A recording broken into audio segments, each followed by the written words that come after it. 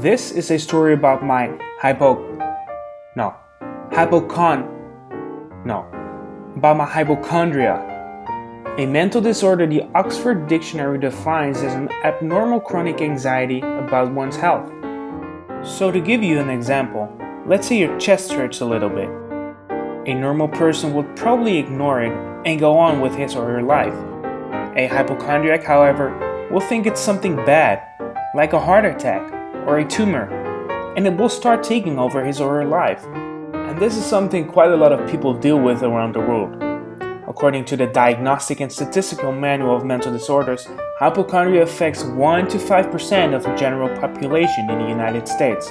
And if we extrapolate those numbers to global proportions, around 76 to 380 million people deal with hypochondria every day.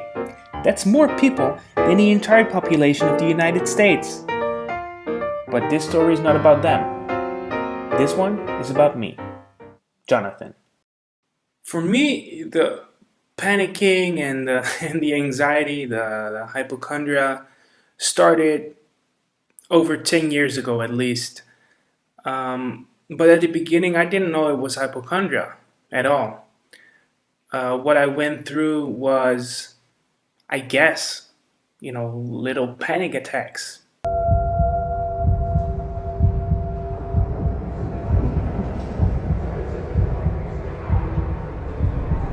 I started feeling a lot of heart palpitations, like my heart, it literally felt like my heart was pounding out of my body, like out of my chest, that my chest was about to break. I had a heart rate, man, I couldn't describe it. That's how fast it was. I was scared that it was going so fast that my heart eventually would just, stop pounding at all. And I also had dizziness. I felt dizzy, and these are classic symptoms of a panic attack, and I've had a lot ever since. But that's where it actually started. So I thought, you know what? I'm going on Google. I'm going to do some self medication and just see what I had. And in those lists that I found on the internet when I was looking for heart palpitations, dizziness, and all that kind of stuff, chest pains, because those are the feelings that you get. I found that it could be a panic attack, but I thought to myself, a panic attack? Nah, that's way too simple. Why would it be a panic attack? I mean, I'm feeling my heart, right? My heart is just busting out of my chest. That's what I felt. So I started going down on the list on Google, and that's where I found the real stuff, the juicy stuff, the heart diseases, because that's what I thought I had. I read about things such as prior heart attacks, like coronary diseases, heart failure, arrhythmia, all of these crazy things, and I started panicking. And you know what? The panic attack started up again.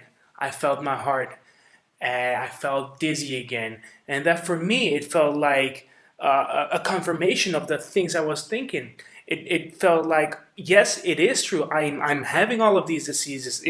I'm going to die, basically. And I was like, I'm not going to do this. No, I'm not accepting this. I'm going to the doctors. So I get to the doctor. I brought my mom with me because I was panicking a lot. And I told the doctor my worst fear. Doctor, I think I'm dying. I mean, I'm feeling all of these weird sensations in my body, my heart pounding. I feel dizzy. My chest hurts. I think I have a really, really bad heart disease. And he told me, you know what, son, sit here and let's just check out your heart. And he checked my heart, and he told me, listen, you've got one of the most healthiest hearts I've ever heard. And I wouldn't believe him. And I told him, you know what? This is nothing. I might be, calm right now. You're just getting a little stress, a small moment of my heart. I'm gonna prove you wrong. You know what? I'm gonna, walk up the stairs here. really fast, and then you'll really feel my heart beating. But I'm going to tell you, it's an abnormal fast beat that my heart has. So I walked down the stairs and started running up these stairs. And I came upstairs, he checked my heart again, and he told me, yes, your heart rate is up, but you were just working out. I mean, you were running up the stairs. That takes a lot of energy from your body, and your heart needs to pound oxygen through your body, etc. And he told me, son, I don't think you're actually wrong. I think you're perfectly healthy, but it might be in between your ears.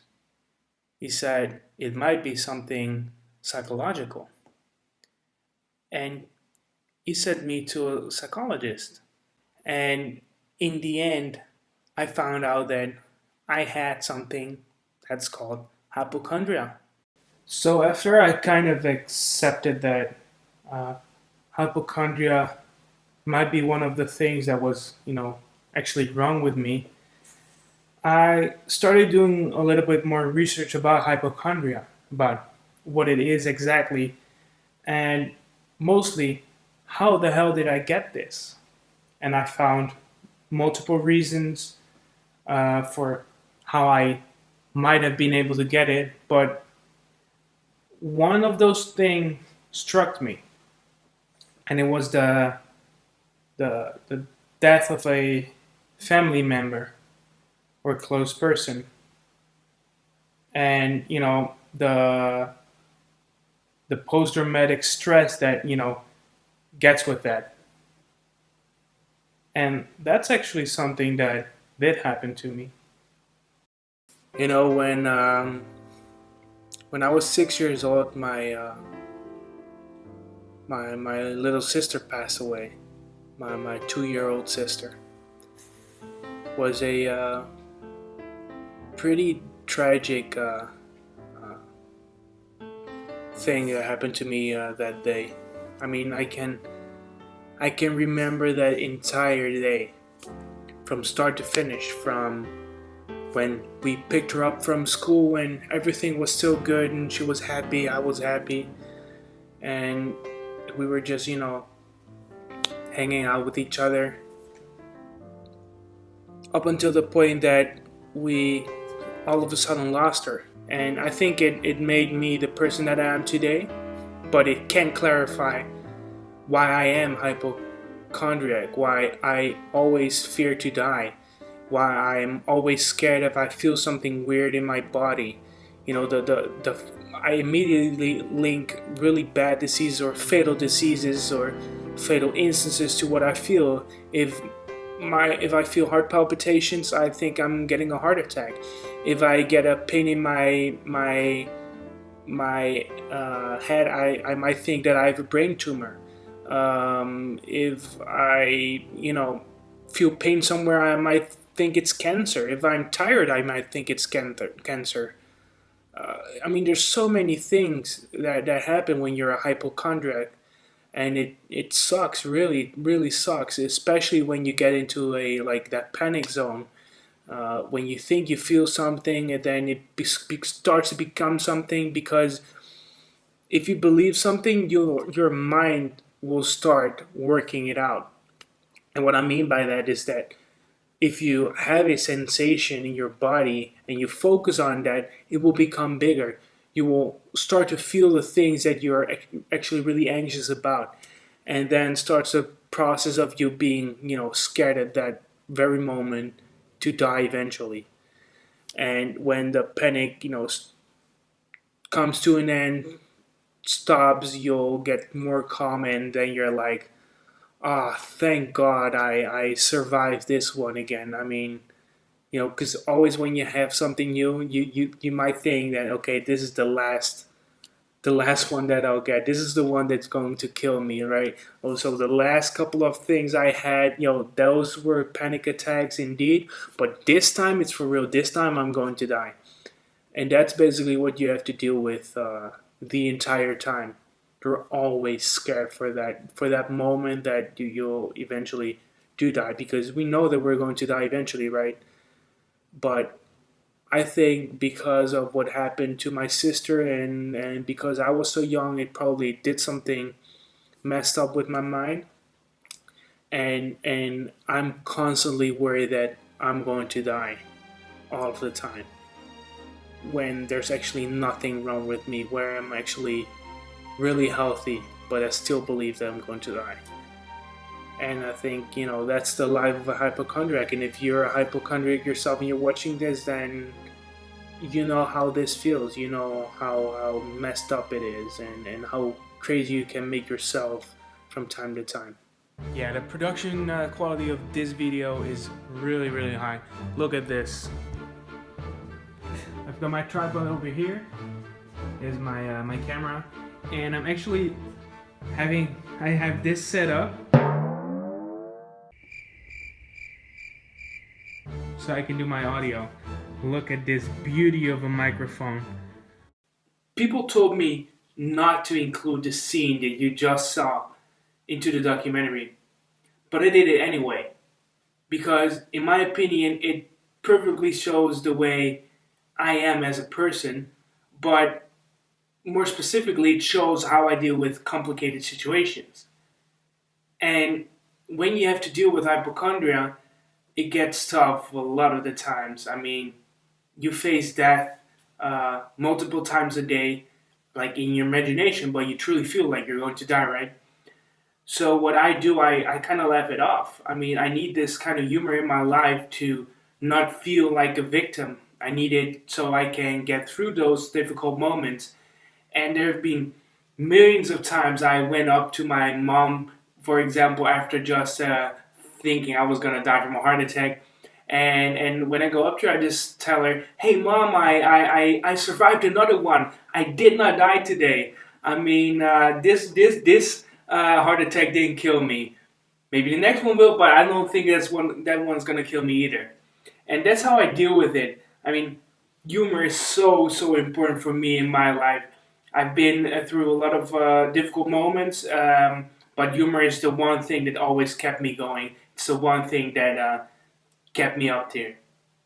So you know my backstory of how I got hypochondria, and you know how I kind of deal with it.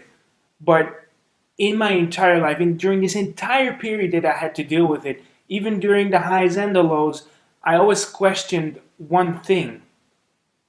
Is there any hope? Can I beat anxiety? Can I beat hypochondria?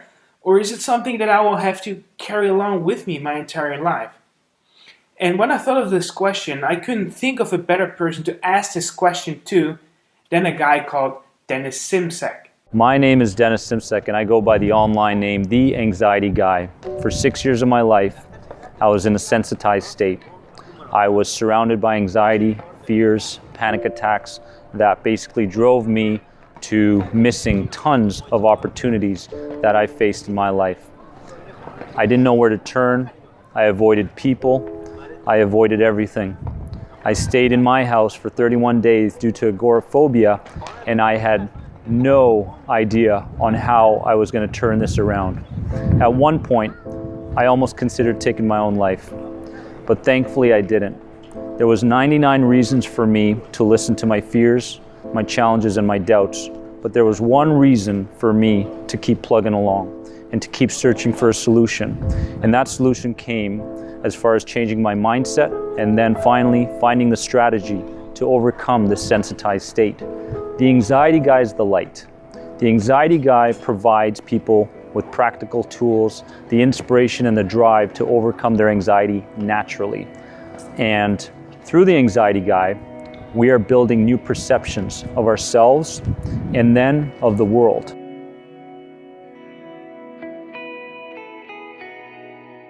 First of all, thanks a lot for your time. I know that you're really busy right now and you're spending time with your family in Bali, so I really appreciate you taking your time to talk to me. Could you quickly kind of introduce yourself, explain who you are, what do you do, what is your background, etc.? Totally. My name is Dennis Simsek. I go by the online name The Anxiety Guy. We have a podcast that's currently top 5 in the health category on iTunes, called the Anxiety Guy Podcast, which in fact helps people with health anxiety, GAD, panic disorder, and such. And what I do is I'm a CBT and NLP practitioner. So I take these people and give them a roadmap to success over this and many other mental health challenges.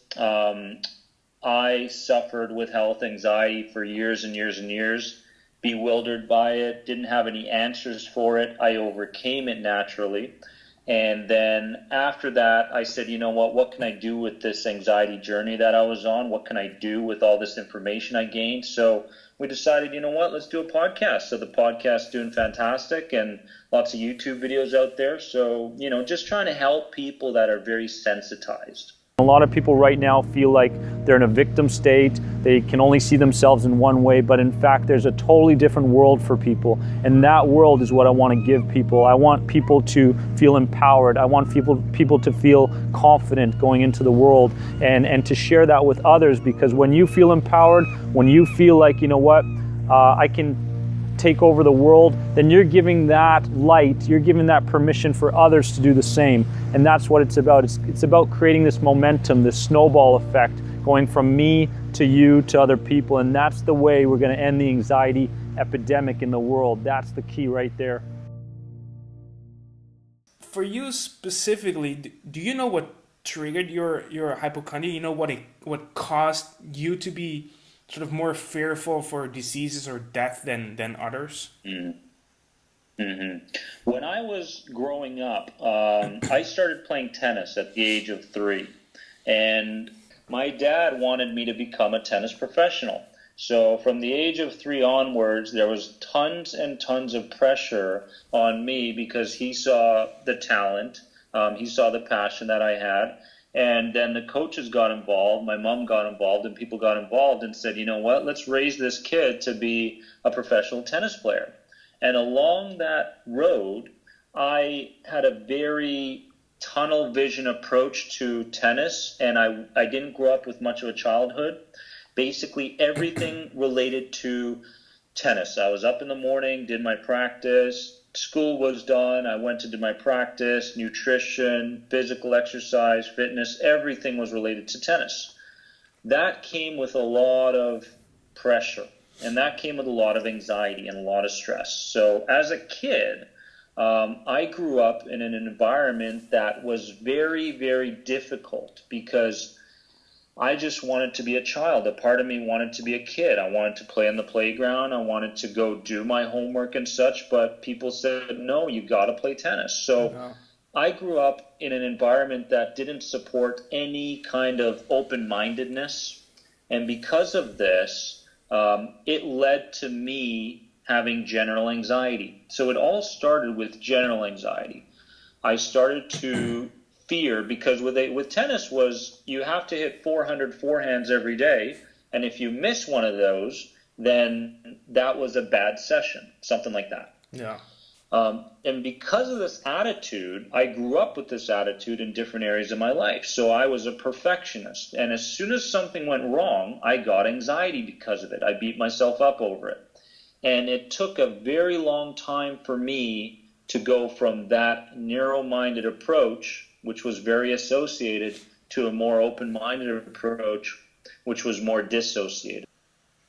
Is it possible for hypochondriacs to completely eliminate all anxiety out of their lives? Or is it something that you do indeed need to learn how to live with? And yes, you can take measures on how to live with it to reduce anxiety, but can you completely eliminate it?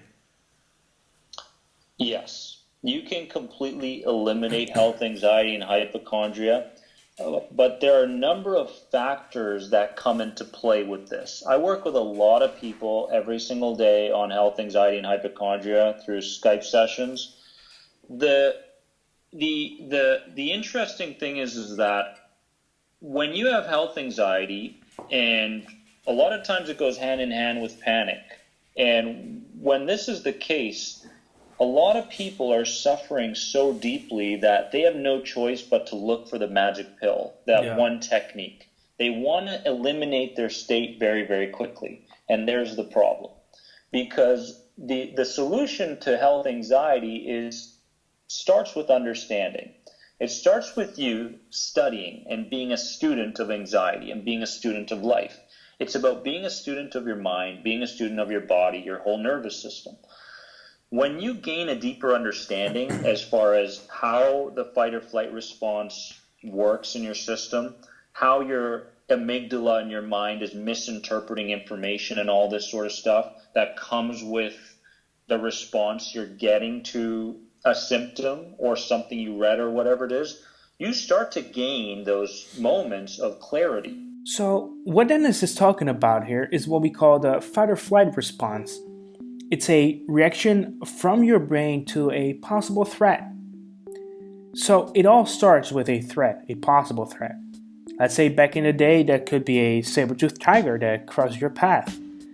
I'd be pretty scared if that happened. But in case of a hypochondriac, it's often a symptom from the body. Let's say a pain in your chest.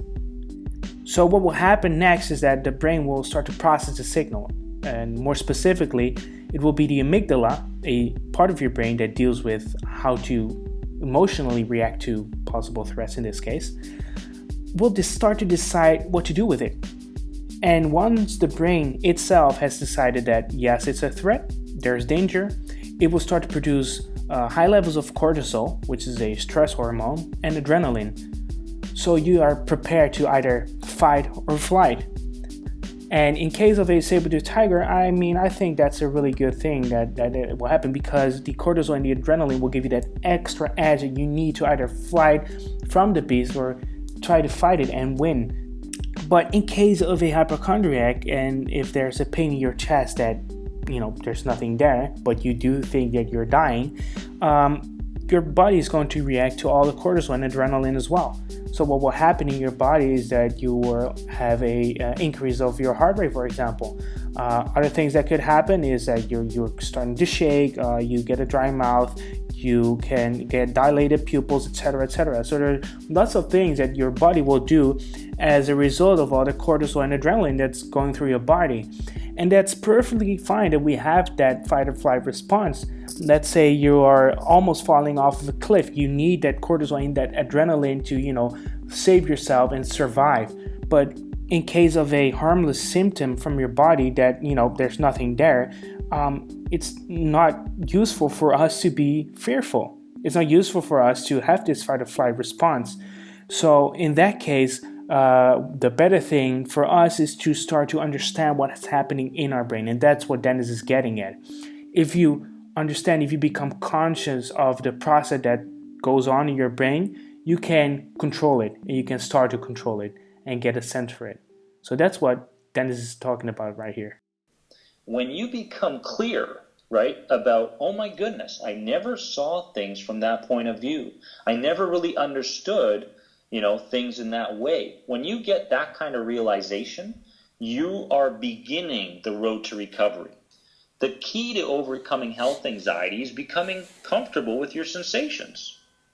And then understanding that the sensations and symptoms that you're feeling are normal, regular bodily responses, right, to a threat, either a real threat or a perceived threat. That's the bottom line. When you overcome the fear of death, when you stop trying to live your life with so much certainty for your health, I have to be certain every single moment, am I going to survive? And you start embracing uncertainty and say, you know what? I'm taking care of the puzzles, the XYZ. My health is good. I don't have to be overly concerned about it. Then you begin to get some flexibility. That's the road to recovery.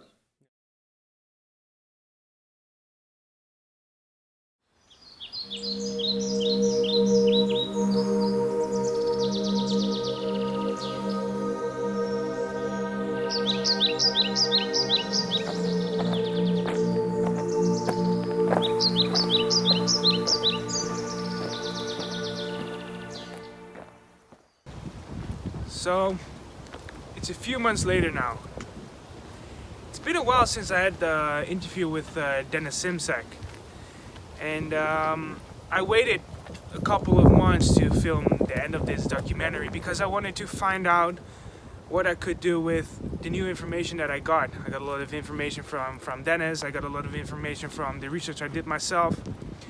And I think the number one thing that I learned is that it's all about mind control. It's all about understanding what goes on in your mind and the effects and mechanisms that work in your mind. I mean, we are blessed with a subconscious mind that is able to regulate a lot of things for us.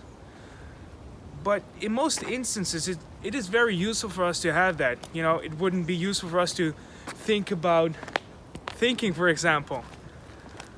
But the unconscious mind also makes us fearful, and in turn can cause the fight or flight mechanism to take effect. And I've learned that it is really important to understand what goes on in your mind, and the realization that you can control it, I think, is the most important ones that I had, and I've been working on that a lot in the couple of last months. And if I think about where I am right now, I am really fearful. I still think I'm gonna die from time to time, but it's gotten way better. I've improved a lot, and it's because I've been working on myself. I've been training my mind, and I have learned how to gain control of what happens in my mind. And I think that's one of the most important things for people to understand, that if you give up the control to your mind, you're a victim. But you can also learn from your mind and start taking control yourself. And don't be a victim of your mind, but be the controller of your mind. And I think that is the most important lesson that I've learned. And it's what is helping me right now to deal with the hypochondria and, becoming a better person and, look at the future in a much brighter way. Your brain, my brain, is 2 million years old, and it's not designed to make you happy, right? It's designed to make you survive. Happiness is your job. The brain's not going to do that. The brain is always looking for what's wrong and have a fight or a flight for that, right? It's survival.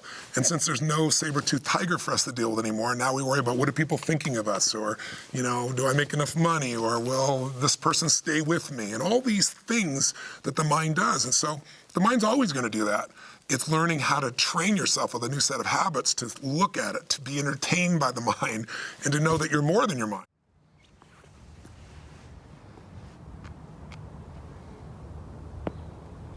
So after all of these months, I learned a lot of lessons, but there's still one thing that kind of bothers me.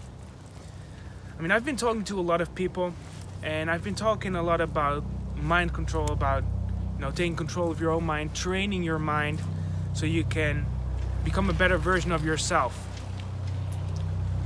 But for some reason, if you go out to the real world, it's sort of a taboo. People hardly talk about the things that go on with them, mentally speaking. They're sort of scared for that. They're always scared that people might think badly about them.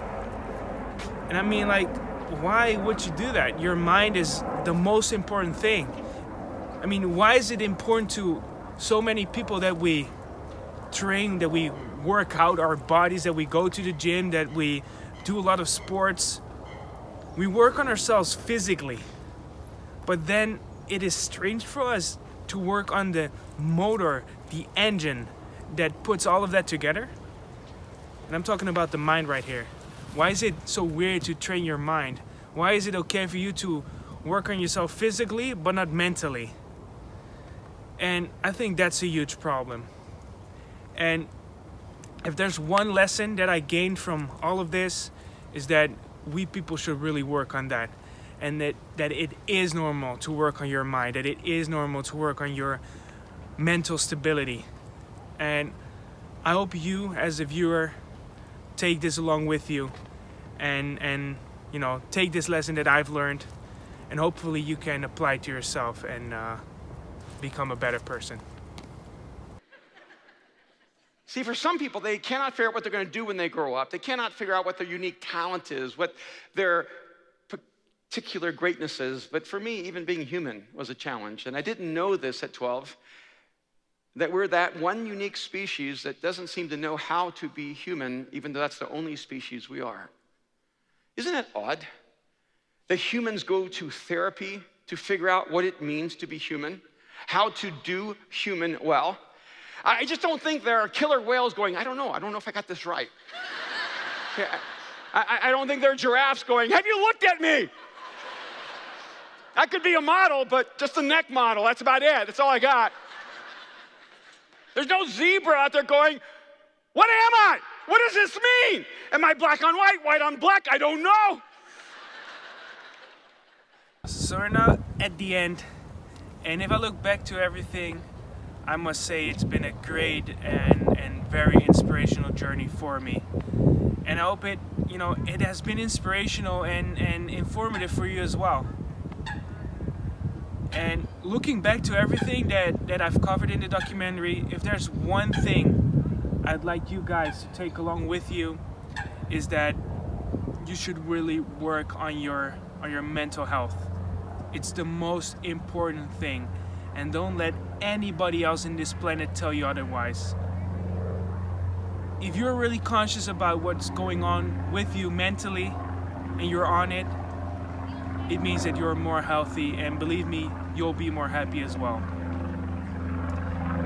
I mean, for me, now it's the end, and I hope you have enjoyed yourself.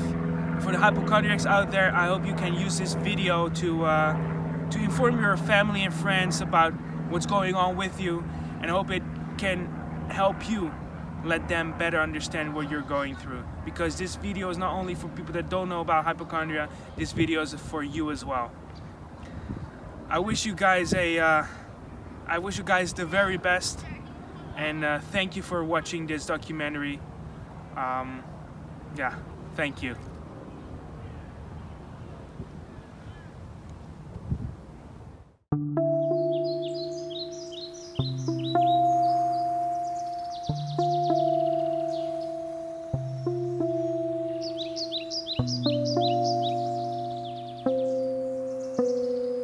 Thank you.